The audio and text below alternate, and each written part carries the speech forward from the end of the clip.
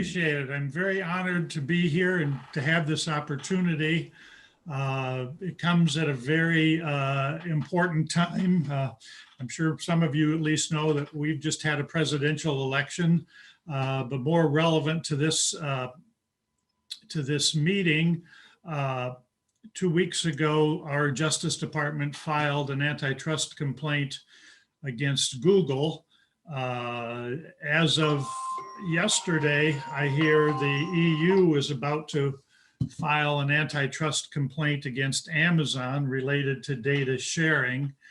And our Federal Trade Commission has promised an antitrust complaint against Facebook, perhaps at the end of this month or the beginning of next month. We'll have to see what happens about that. So today I'm going to talk to you for a bit about how antitrust or competition law should confront platform dominance, including the four major dominant platforms: Amazon, Apple, Facebook, and Google, but not necessarily limited to those, because there are many digital platforms in the country, to say nothing of companies like Microsoft or Uber and Lyft, the ride-hailing companies, and so on. So without any further ado, I'd like to share some slides, which I think will help guide you through my talk.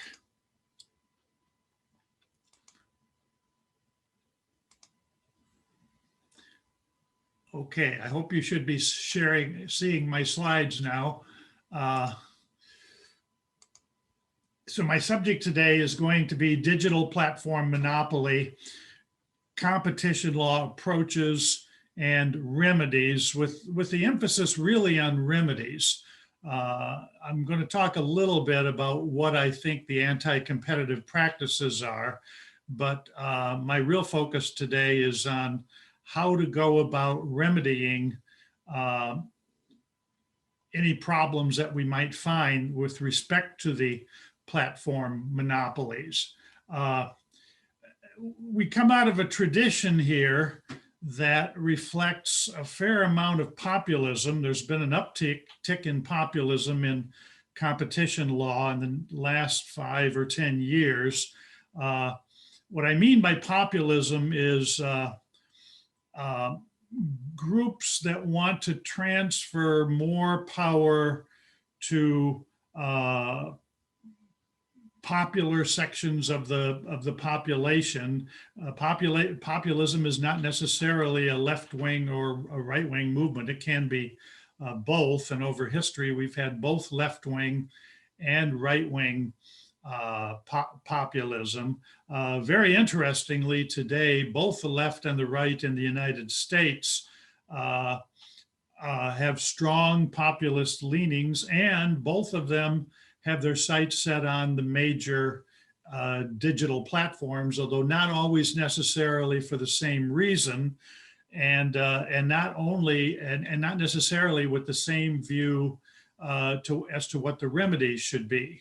Now, some of the characteristics of populism, which I've put on this slide, are number one, it is generally an anti-intellectual movement. That has been true of populism in the United States through all of its manifestations, all the way back to the 19th century. It tends to denigrate professors, denigrate the sciences, and sees more strength in popular impulses. One of the places that shows up in populist competition policy is in the denigration of economics. So, today we think of economics, at least in the United States, as being central to antitrust policy. The economics we use is generally neoclassical, orthodox economics. Sometimes there's a little bit of institutionalism, which is left-leaning, built in. Sometimes there's a little bit of Austrian or libertarian thinking, which is right-leaning built in. But overall, the economics in the United States is neoclassical and fairly centrist.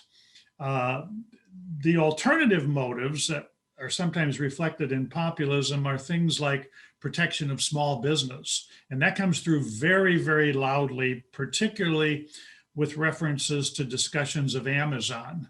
It'll be interesting to see what course the new EU action respecting Amazon will take. But absolutely in the United States, and particularly on the left, populism has manifested itself against Amazon in the idea that Amazon somehow harms small business. Whether it benefits consumers or not, it harms small business. Now, I think that question alone is a very complicated one, and the answers don't all point in the same direction.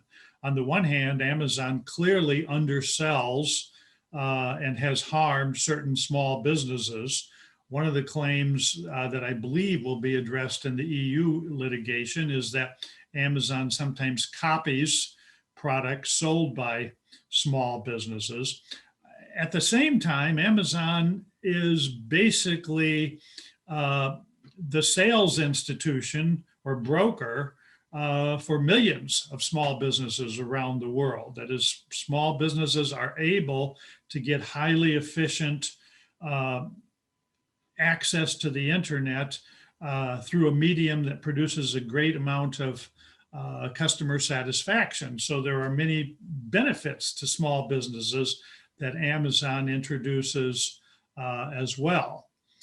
Another characteristic of populism is aggressive remedies, and we'll talk about this more a little bit later on. But the notion, for example, that we should be breaking up the big platforms, frequently without giving very much thought to exactly how you go about breaking up a platform or what your expectations are when you do that. I'll spend some time talking about that today. There are people in the United States, fairly influential people, who would just like to break Amazon or Facebook or Google up into little pieces, and they're very vague about the details about how you go about that. And they're also very vague about what kinds of results they are expecting to receive. Now, interestingly, the United States, as I said a few minutes ago, filed an antitrust suit against Google. It simply asks for equitable relief as may be appropriate. It's completely non-specific about the relief that it wants. And of course, equitable relief in the Anglo-American system can encompass everything from a simple injunction against a certain practice to a complete breakup. So at least at this point, the Google complaint is very non-specific about whether the government will be seeking a breakup. There have been rumors floating around that the government might want to force Google to divest Google search. There's no explanation given about why competition would work better if it divested Google search, and I'll try to talk about that a little bit later on too. Another alternative that frequently emerges from populist discussion is that we should submit the large platforms to regulation. Once again, with very little specificity about what that means. What do we regulate? Do we regulate prices? Do we regulate product choice, product offerings? The word regulation is a strong rhetorical content, but it really doesn't mean very much until you try to put some details into it. So anyway, as we go through this, I want to talk a little bit about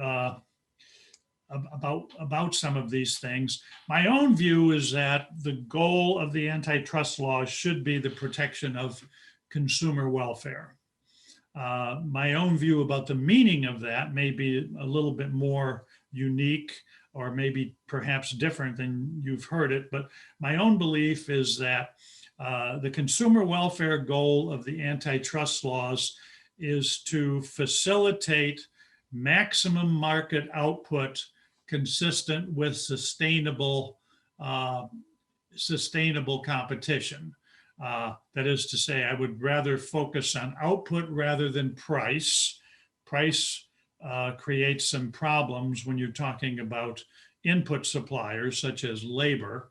But if the goal is stated as output, which is incidentally the way economists generally speak of competitive markets, they define competitive markets more in terms of the competitive rate of output rather than competitive prices. And of course, the thinking is that most of the time, if the output rate is competitive, the competitive price will emerge, okay?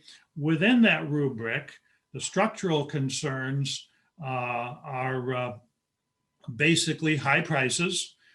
Lower output yields higher prices, which is bad for consumers. More particularly, it yields high price cost margins.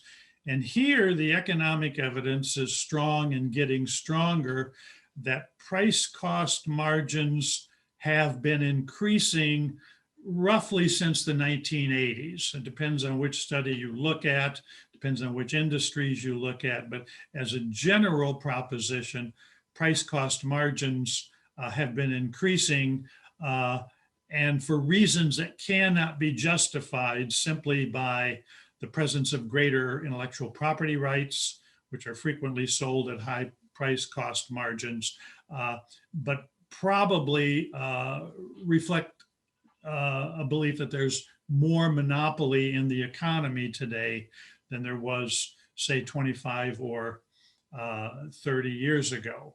Along with that is new attention to high concentration. Concentration was a very big deal in antitrust discussion in the 1970s, 80s, and 90s.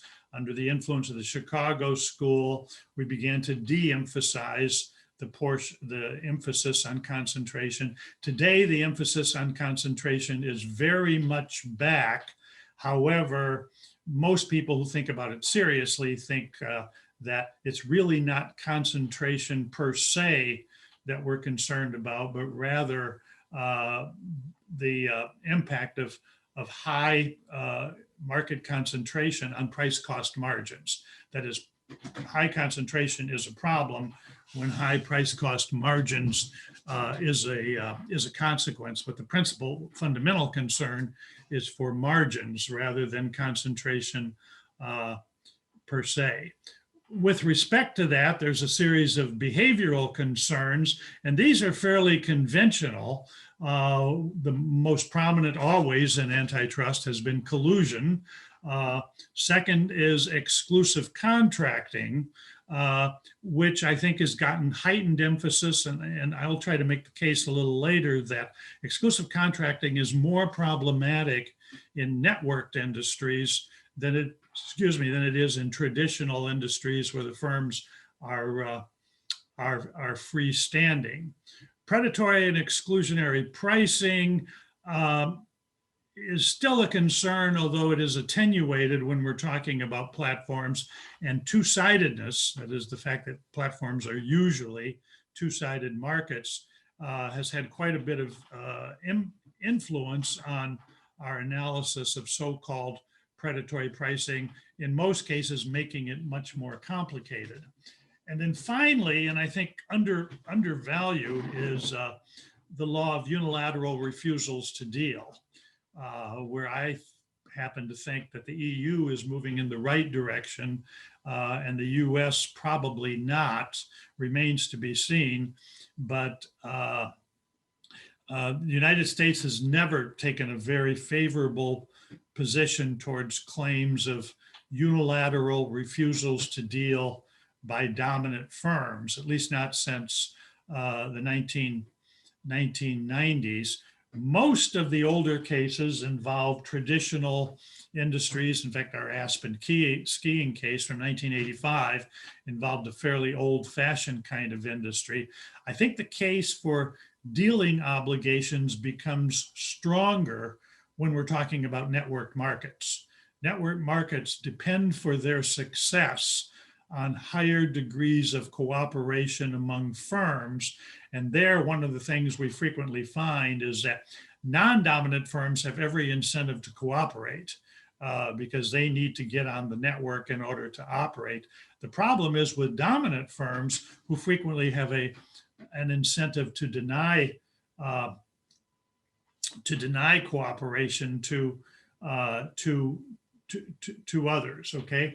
And then finally are the political economy concerns, which I think are substantial. And those are that consumer welfare is a public good, which means that it protects a group of people who are numerous, not particularly homogeneous. They're quite diverse from one another. Generally speaking, they're not very well organized. And the result is that consumers as consumers are underrepresented in the legislative process. As opposed to that, businesses, and particularly larger businesses, are very well represented. They have a lot of political power, and way too much of the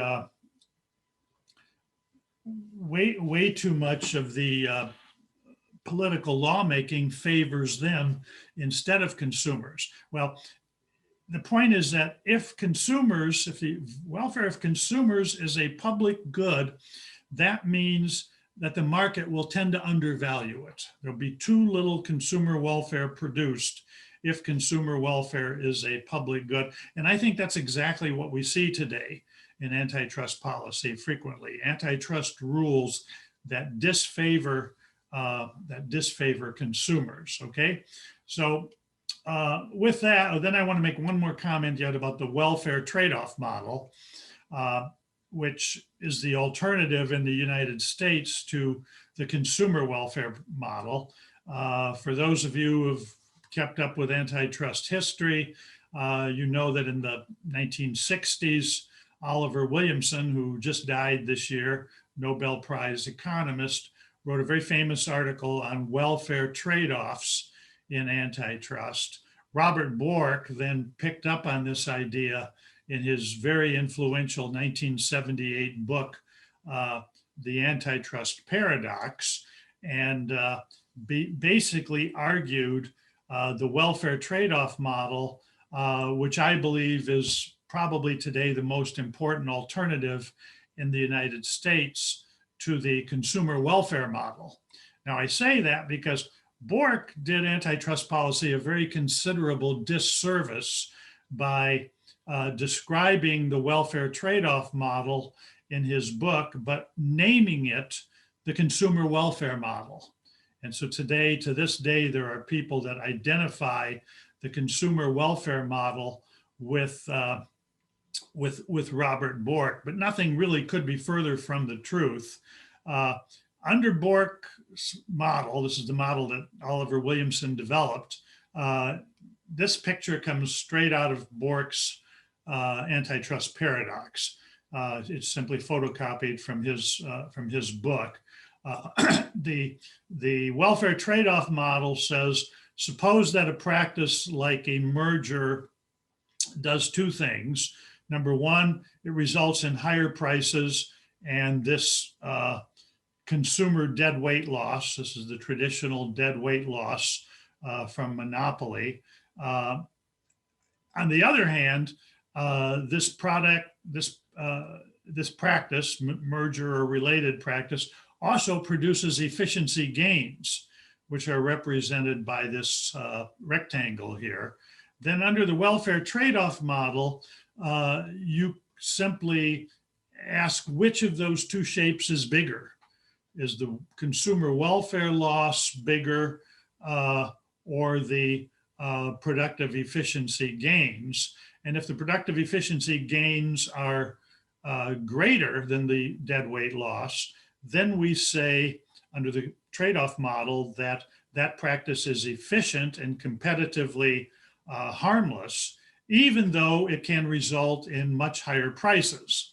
By the way, this big square, white square up here, that's the wealth transfer away from consumers to producers. But within the neoclassical system, and certainly under Bork, that was considered a wash, had no welfare consequences because the producer is wealthier by exactly the same amount as the consumer is poor. The one thing that Bork never paid any attention to in the antitrust paradox, and frankly Williamson didn't either, was the question, what about output? Okay, now this little circle down here and this label output, I added those. Those are not part of Bork's original picture. But notice that in Bork's welfare trade-off model, output goes from Q1, that's the competitive level prior to this practice, back to Q2, which is the level of output after the practice. That's why you get higher prices, because of the output reduction. Notice also, just incidentally, that in Bork's picture, the output reduction is roughly half. That is to say, the distance from here to here, from Q2 to Q1, I'm sorry, from Q1 to Q2 is about the same as the distance from Q2 back to the origin, or the zero output, the zero output location. Now, whether the output reduction is half or more depends on a lot of factors, like how much monopoly was created, how competitive the market was prior to this merger or other event, and importantly, the shape of the demand curve. When a market moves from competition to monopoly and the demand curve is a straight line, then output does get cut in half, as it did in Bork's picture. But there are plenty of markets where the output reduction could be either more than or less than half, okay? Well, Bork never really addressed the question on what fantasy island can you have a practice that reduces output that substantially and yet be said to produce efficiency.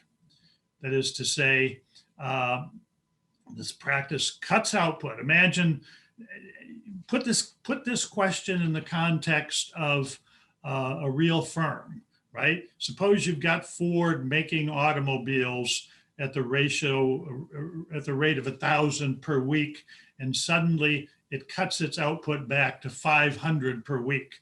Under what circumstances would that output reduction create efficiency? My own belief is that this is an example of what Coase called blackboard economics. That is, the fact that you can write a picture that expresses something frequently convinces you of things that have absolutely nothing to do with the real world. First of all, if an industry is susceptible to monopolization, that means that it almost certainly has significant fixed costs. Well, one thing about fixed costs is that when output goes down, they necessarily go up. This is fixed per unit costs. So for example, looking at that hypothetical Ford producer, if it has $1,000 in fixed costs and is producing 1,000 cars per week, the fixed cost would be $1 for each car. On the other hand, if it reduces its output to 500 cars per week, its fixed costs remain at $1,000 because they're fixed, but now the fixed costs go up to $2 per car. So invariably, fixed costs go up as output goes down.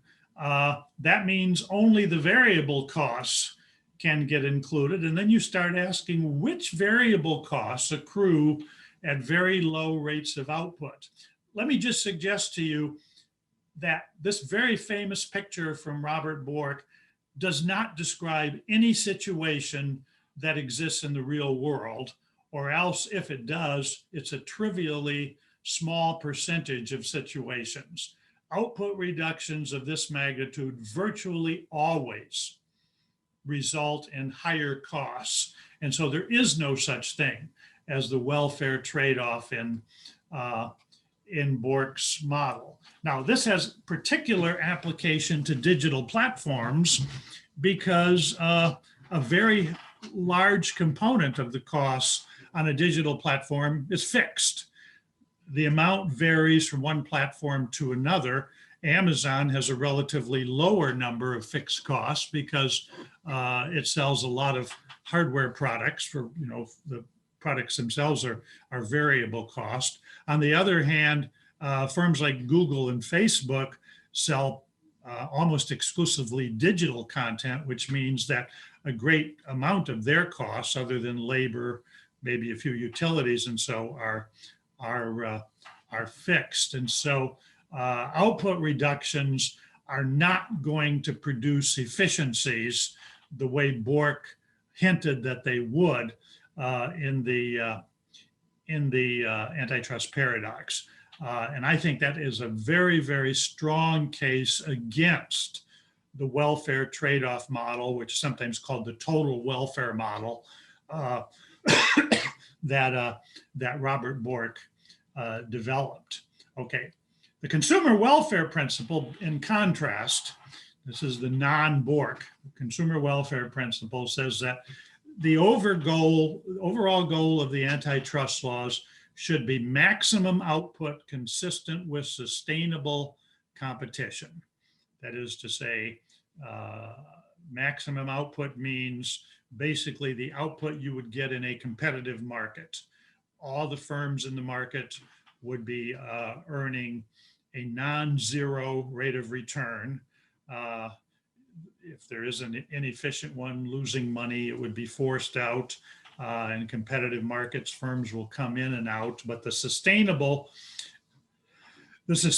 output would be the maximum output consistent with sustainable competition, or the perfect competition model.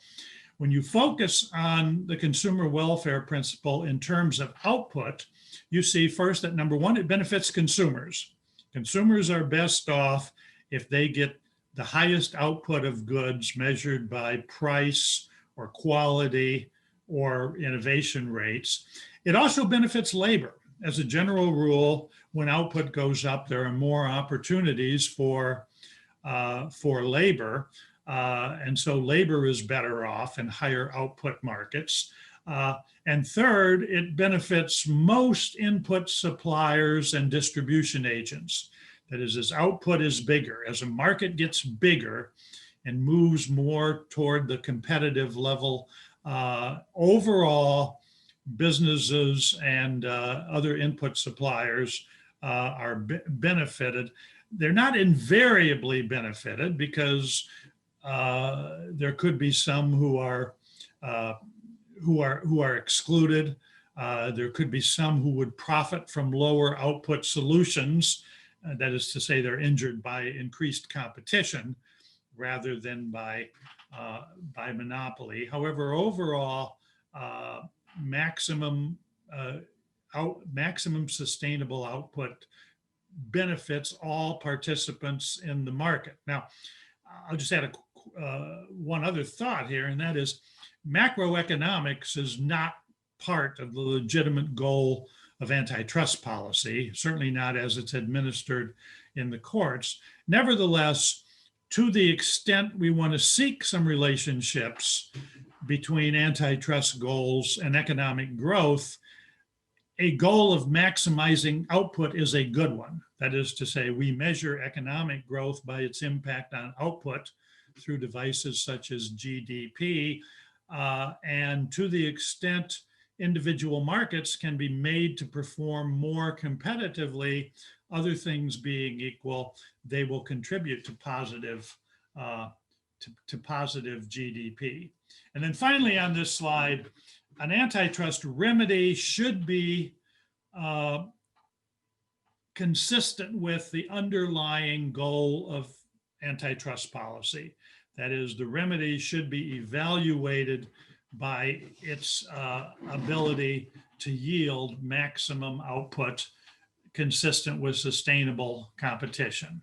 Okay, now I want to turn now to the platforms themselves.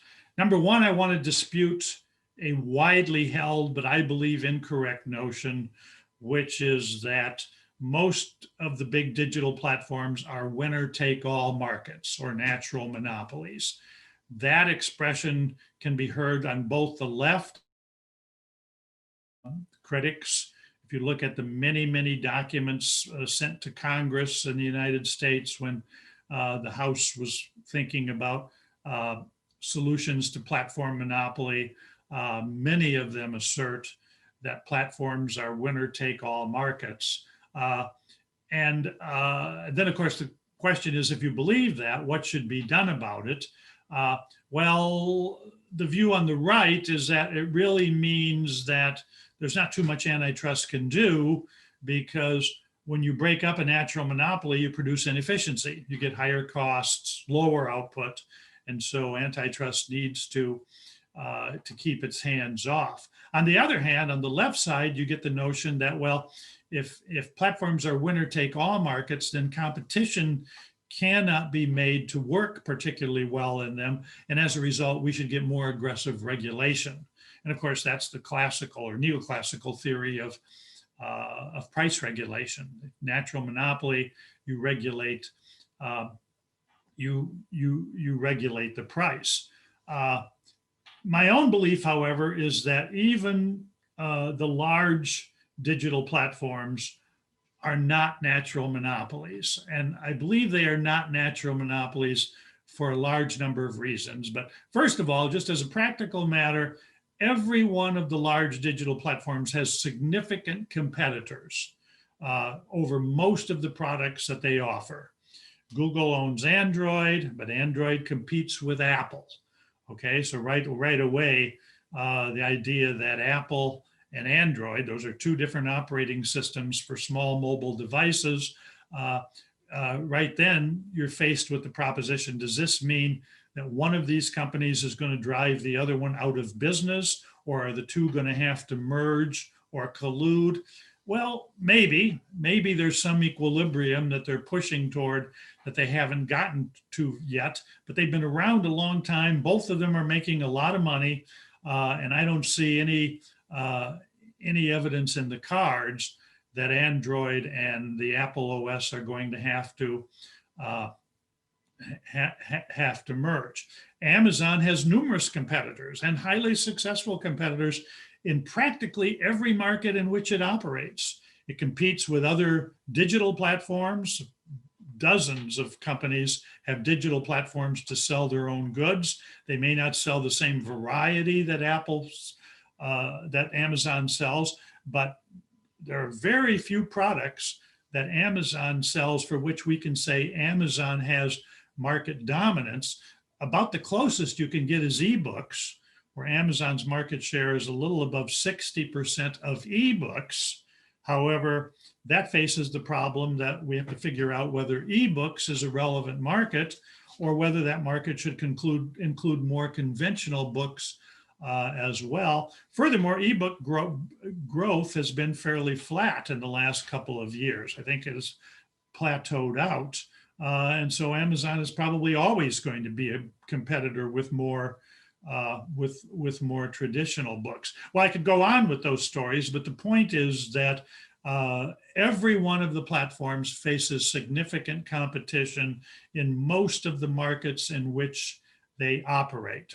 Okay, one reason for that is the availability of multi-homing, the idea that people can switch back and forth from one thing to another. And here, the practice is very product specific. Most people engage in single homing of their cellular phone. Most people own one phone and don't have multiple phones. Seriatim, in sequence, they might switch phones when their current phone wears out, but they use one at a time. However, for many, many of the things that consumers engage in with respect to the platforms, the consumer practice is multi-homing. Consumers switch among search engines all the time. They switch among video sources all the time. And their ability to do that very likely means that is, as long as there's a demand for multi-homing, there's also going to be sustainable competition among those products that are subject to multi-homing. If you look at the history of dominant firms, and my own knowledge is of dominant firms in the US, you really cannot make a case that the digital platforms today are winner-take-all markets. Over history, there have been many, many dominant firms in the US historically. I put a few on the slide here. A&P was a very large grocery chain that occupied Congress' attention in the 1930s. IBM was a dominant producer of mainframe computers that provoked a big monopolization case in the United States in the 1970s. Kodak, one of the most storied monopolists in the United States, litigated monopolization claims for an entire century, from the beginning of the 20th century, soon after it entered the film market, all the way through the 1980s. And then Xerox, who achieved dominance in the 1960s by acquiring a large portfolio of patents for plain paper technology. All of these companies were dominant at one time or another. None of them is dominant today. A&P went bankrupt and sold most of its stores to other chains. IBM is still a very profitable firm, but it now is a player in a much, much more competitive market. Kodak went bankrupt a few years ago, mainly because of excessive path dependence. It had way too much invested in traditional chemical film technology and did not make the jump into digital technology. And then Xerox lost its dominance when its patents expired. And today the market for photocopiers is quite robustly competitive. You see pretty much the same story in the digital platforms. There's a cycling through. In 2007, if you look at the bottom of this slide, The Guardian still had a story entitled, "Will MySpace ever lose its monopoly?" Well, MySpace, in case you don't know what it is, was a predecessor social networking site to Facebook. And the thinking in 2007 was that MySpace had an impenetrable monopoly position. And of course, within a few years, Facebook had already been come into existence in 2007. Within a few years, Facebook displaced MySpace as a dominant network, social networking site. The first big search engine was Alta Vista, and then a little bit later Yahoo. Those two companies have merged, and now, of course, Google Search has replaced it. And one could go on with that set of stories, but I think the better way to describe the platforms historically is that they are firms that go through periods of dominance.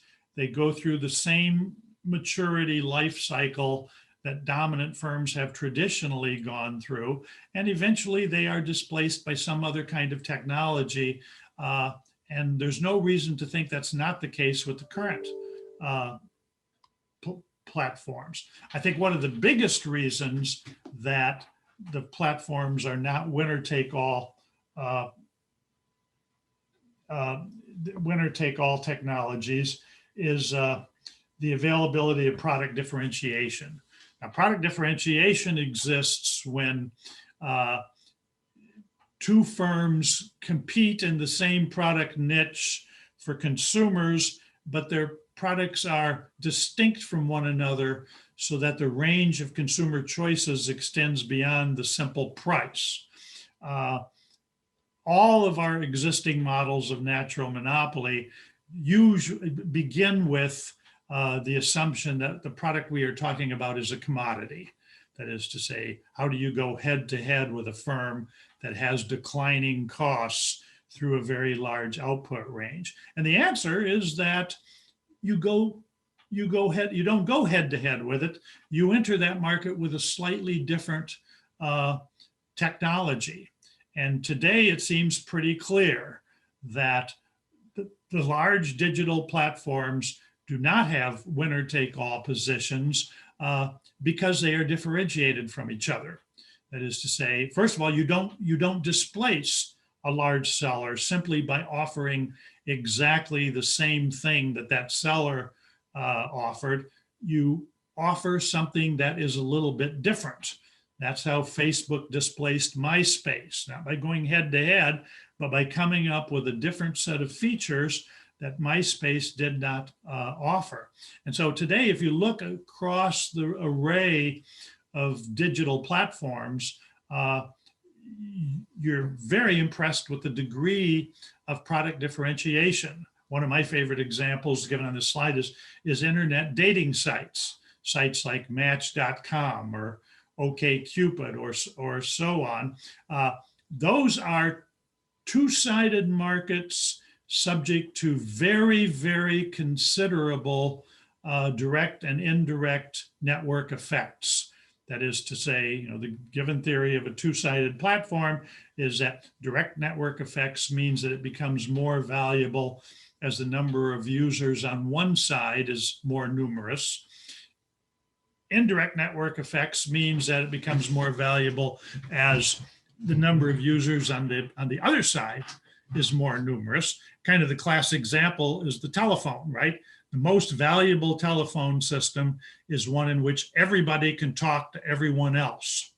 Or to say it a little differently, a telephone system with 1,000 subscribers able to talk to each other is worth more than twice as much as two independent firms with 500 people who can talk to each other, but who cannot talk across the two platforms. And so the theory of platform externalities is that as the platform gets bigger and bigger, it gets to be more appealing. Well, then why is it that we have so many dating sites? The optimal number would seem to be one. The optimal dating site, at least for heterosexuals, would be one that put all the men on one side of the platform, all the women on the other side of the platform, and that way they could have the broadest possible range of search. Well, the answer is product differentiation. There are a wide array of preferences that explain dating and mating behavior, and dating sites prosper by trying to single out those unique preferences. And indeed, the biggest owner of dating sites in the United States, that's Match Group, who owns Match.com, owns about 15 dating sites. It does not merge them together. That is to say, it's more profitable for Match Group to keep those sites distinctive rather than merging them together, as would be the case if dating site platforms were natural monopolies. Okay, so then my next issue is going to be, how do I identify anti-competitive practices in digital industries or the large digital platforms? And here, I'm not going to talk in a great deal of detail. There's a lot out there, but I want to make some generalizations. First is that when we're dealing with networks, some of our competitive concerns are heightened, particularly those that put a premium on cooperation and dealing obligations. I think the Ninth Circuit lost sight of that in its Qualcomm decision about 2 months ago, where it reversed a very well-reasoned district court opinion, finding that Qualcomm had a duty to deal in a FRAND licensed market for telecommunications.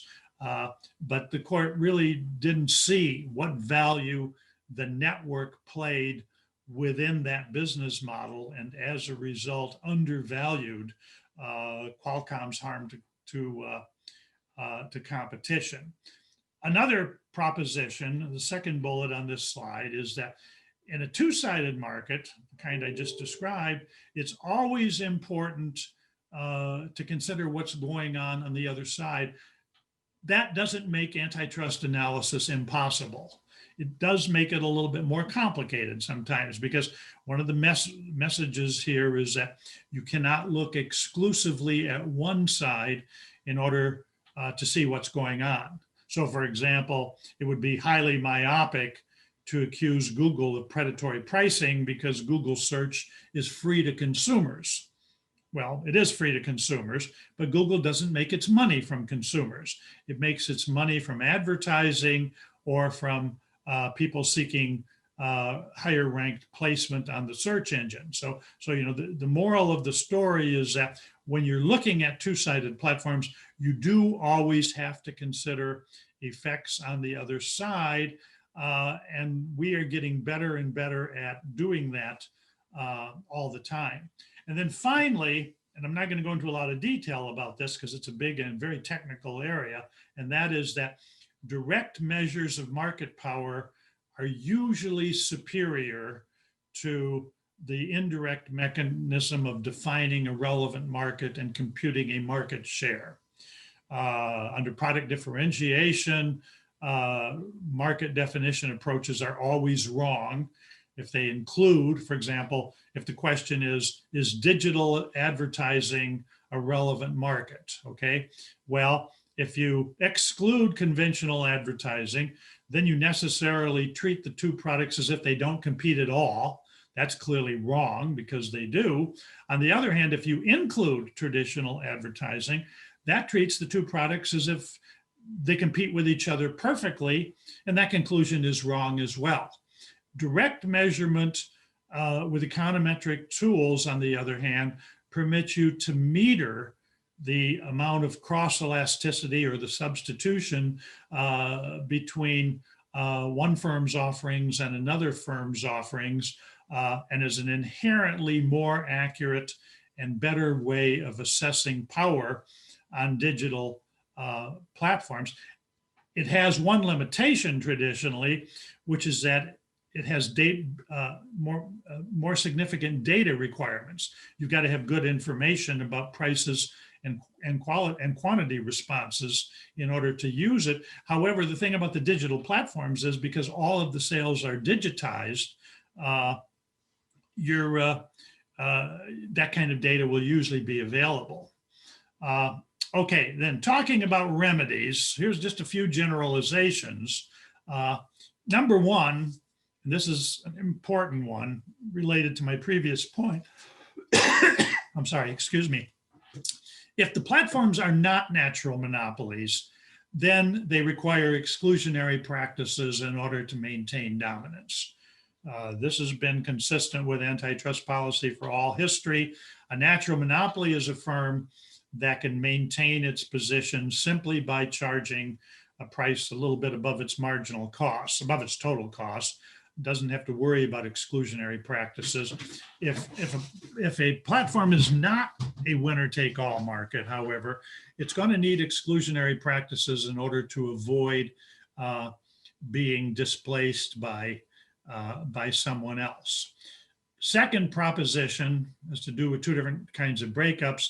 A judicial remedy against a platform monopoly is appropriate only after a violation has been established.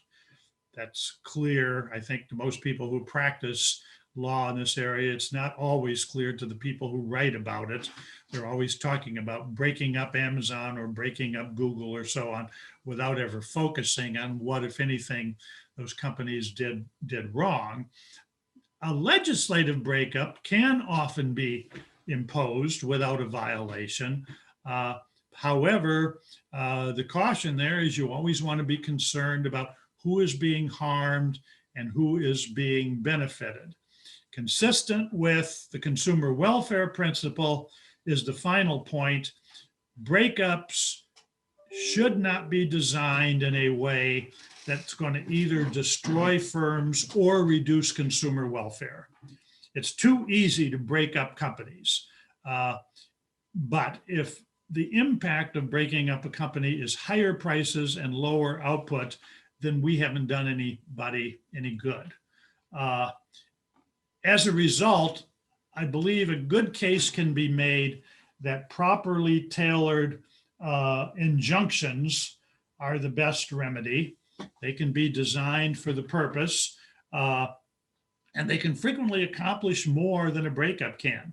For example, the complaint against against Google 2 weeks ago by the Justice Department identifies a couple of things. One is that Google pays a lot of money to Apple in order to be the default search engine on Apple devices. I believe that is an anti-competitive practice.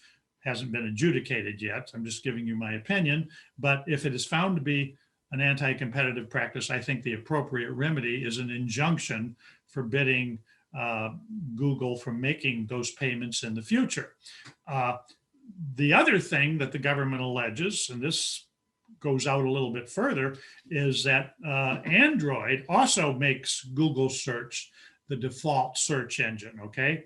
That's a purely unilateral practice, of course, because Android is a subsidiary of Google search. I happen to think it's also anti-competitive, and that the EU did a good thing a couple of years ago by imposing a choice screen on new Android devices. But once again, these are injunctive remedies, not breakout remedies. The choice screen that the EU gives in the Android case basically puts consumers in charge. And that's the kind of thing we'd like to do in a consumer-oriented antitrust policy. Regulation is highly problematic. First of all, because once you get into the devil's always in the details with regulation. Historically, regulation usually was drafted for firms that are similar in their technology and operations. So you have one set of regulations for the railroads, another for electric power, maybe another one for taxi cabs, another for airlines, and so on. Well, the digital platforms are very, very diverse from one another. You're not going to be able to come up with a set of regulatory provisions that are going to apply to all of them because they are so diverse. That's one problem I have with the calls for regulation. They have a lot of rhetorical appeal, but once you get down into the details, it's going to be very difficult to make regulation work very well. Another problem I have with regulation is that historically, regulation has been hostile to innovation. Regulation tends to take existing technologies and then come up with a set of restrictions on new products, restrictions on pricing that tend to keep those technologies in place. Probably the best historical example I know of this is the decades-long regulation of the unitary telephone company in the United States by the Federal Communications Commission. And then when the breakup occurred in the early 1980s, innovation in that industry just exploded. And that is a problem with regulation in general. You get more innovation in more competitively structured markets.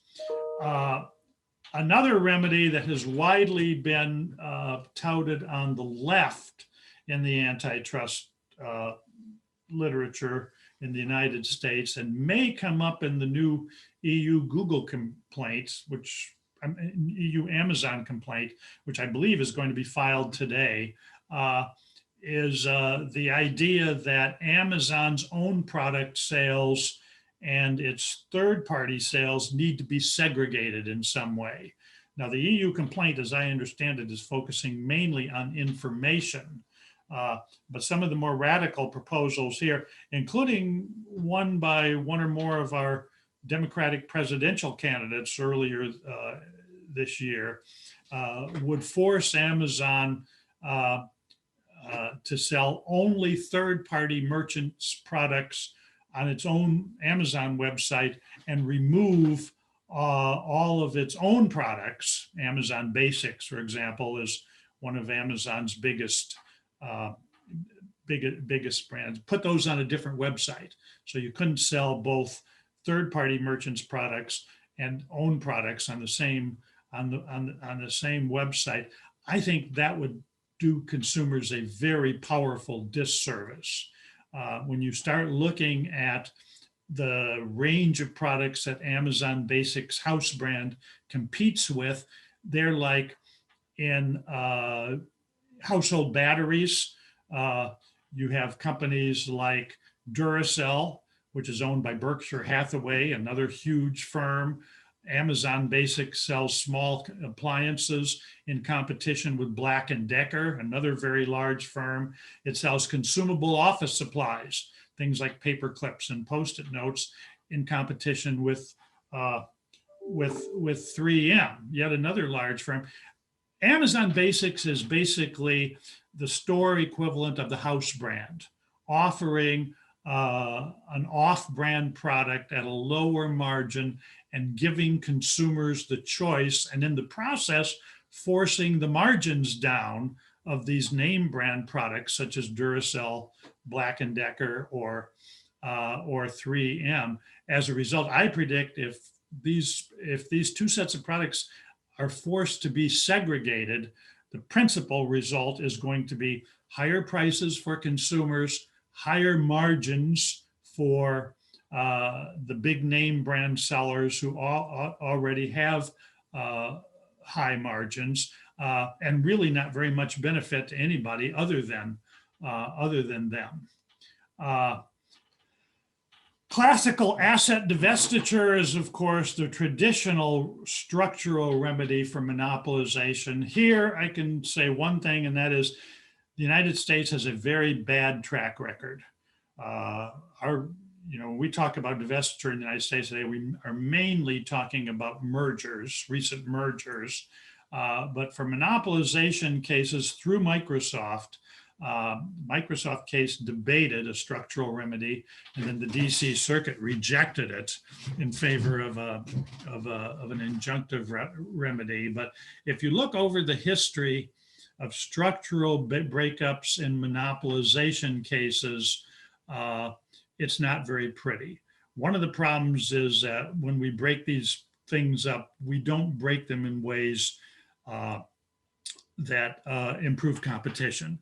If you break up two non-competing divisions in Google, for example, they're going to retain their market shares. In order to break up a company, you have to create competition within a product. We would very likely reduce economies of scale or scope. And as a result, once again, the most likely consequence of a radical asset divestiture would be higher prices and less consumer welfare. I hesitate to say that categorically because the issue hasn't been litigated yet, but I do hope that before we contemplate doing something like forcing Google to divest search, Google search, we figure out exactly who's going to be benefited and who's going to be harmed in some non-speculative way, because these kinds of remedies can produce a lot of unexpected consequences, most of which are bad. One remedy that I think is worthy of consideration, I'm not going to spend too much time on it here, is to treat the platforms as markets. This would particularly apply to Amazon, to treat the platform as markets and do so by giving more authority to the various merchants and other third parties who sell on Amazon. There's a long tradition in the United States, here's a few of our cases, of treating incorporated firms as groups of independent competitors who are capable of agreeing or conspiring with one another. So for example, the Terminal Railroad case involved a single corporation, Missouri Corporation, but the shareholders were all railroads, bridges, warehouses, and so on.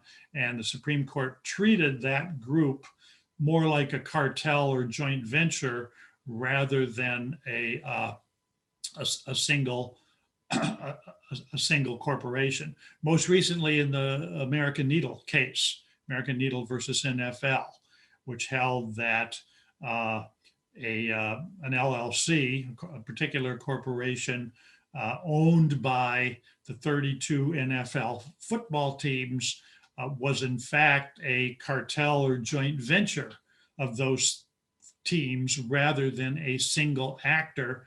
And as a result, its decision not to deal with a third party should be dealt with as a concerted refusal to deal rather than a unilateral refusal to deal.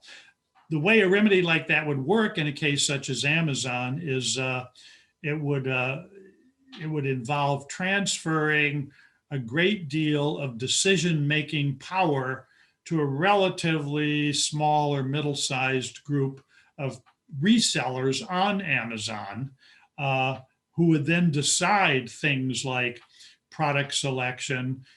I assume individual merchants would set their own prices. They would collaborate on things like delivery, consumer services, and so on. However, their decisions would be treated under the much more expansive rules of Section 1 of the Sherman Act, which reaches combinations and conspiracies, rather than as purely unilateral conduct under Section 2. Importantly, this solution would not necessarily make Amazon smaller. Indeed, to the extent Amazon's internal workings became more competitive, it might even theoretically become larger. But that's because antitrust really does not have an appropriate concern with bigness per se, but rather with competitive behavior. Another remedy which has gotten some attention, although it's never been assessed yet in an injunction, is increased interoperability or pooling. That is information sharing. If one of the big advantages that Google search has, that represents, Google search has a market share more than 90%, even though there are several search engines out there. If the advantage that it has, setting aside the payments for default status and so on, but if we get rid of those, if one of the advantages it has is that it has a larger informational database, and there's widespread belief that that's true, then the answer may be to force Google to share its database with other search engines, aggregate search engines with a common database of information, and then the individual search engines can compete with one another on things like the search algorithm they use, the amount of privacy they guarantee, and so on, but they would not be competing on the size of their consumer database because they would all have access to the same one. There are lots of different ways you could do that. And we do it already voluntarily in some cases. For example, email. Email is a private system developed by numerous firms. Every email client, such as Outlook or Gmail or Yahoo Mail, has its own technology and protocols. However, they freely share email messages with one another on a common network. So much so that you never think when you're sending an email to someone else, if you're on Outlook, is this person I'm mailing on Gmail, is my message going to go through? Are there going to be incompatibilities and so on? No, we get pooling in email to the extent that the email clients set up protocols such that their messages can be shared. we got this through judicial mandate and then later legislative mandate in the phone system. As the phone system migrated from a unitary firm, AT&T, through the 1980s to the rise of wireless within the traditional phone system, and then subsequently the rise of cellular technology. And today we've got global interconnectivity in that system such that it's almost a matter of indifference to you which device or which carrier or subscriber someone else has. The firms still compete with each other. They compete in sales of hardware. They compete in pricing of plans. They compete in other kinds of features. But the one thing they do not compete on is the size of the database that they serve, because pretty much they all serve everybody else. Okay. And then finally, and then I'll finish. Thank you for being patient with me. Is the problem of acquisitions of small firms. I think this is one thing that needs to be addressed, particularly with the 4 major platforms, because in the aggregate, they have acquired hundreds of small startups, okay? The thing to remember about the major platforms, like most other digital platforms, they all started out very, very small.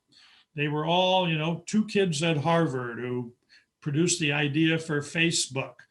Jobs and Wozniak basically building their first prototype computer in their garage. Bill Gates getting a contract to develop an operating system from IBM. They were tiny, tiny firms with good leaders, good pieces of technology, and then they grew into the sizable platforms they are. Right now, the existing dominant platforms have been quite effective at shutting off that avenue of new entry through the simple process of buying out small firms and related technologies before they ever get very far off the ground. In fact, in many cases, before they've even made their first sale. One of the problems with those acquisitions is that they're not very easy to reach under existing merger law, for a couple of reasons. One is their market shares. Market shares of the acquired firms are frequently very, very small. And number 2, frequently they're not competitors. Frequently they're offering complementary rather than competing technology. This is one area where, speaking for the United States, I think we may need new legislation. But one thing we could do over the longer run to increase the amount of platform competition is to stop the flow of mergers, of acquisitions of these small firms. One possibility that's had quite a bit of discussion in the United States is the last bullet on this slide, and that is limiting acquisitions to non-exclusive licenses. So non-exclusive license gives you all you need to practice a technology. You just don't have the right to exclude other people. So to take one example, Facebook and WhatsApp. Facebook acquired WhatsApp, 10 years or so ago in order to improve its own messaging service. If we had limited Facebook to a non-exclusive license to WhatsApp, then Facebook would acquire everything it needed to improve its own messaging technology.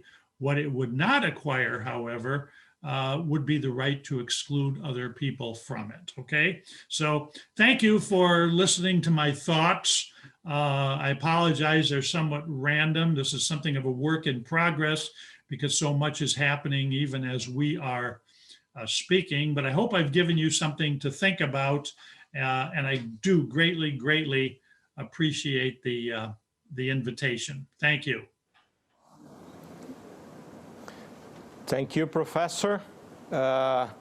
It's for IBRAC and for us practitioners of long time, it's such a pleasure to hear your words from the southern of the globe here. In a moment where we have a lot of antitrust populism, and we see authorities with long tradition discussing these topics. You shed light on the digital platform role, the contestability of the markets involved, the importance of the welfare, consumer welfare standard, and the challenge involving new regulations. So we thank you for your words, and this has given a lot for the next panel we're going to have, Professor. Thank you again. Thank you very much. I appreciate it.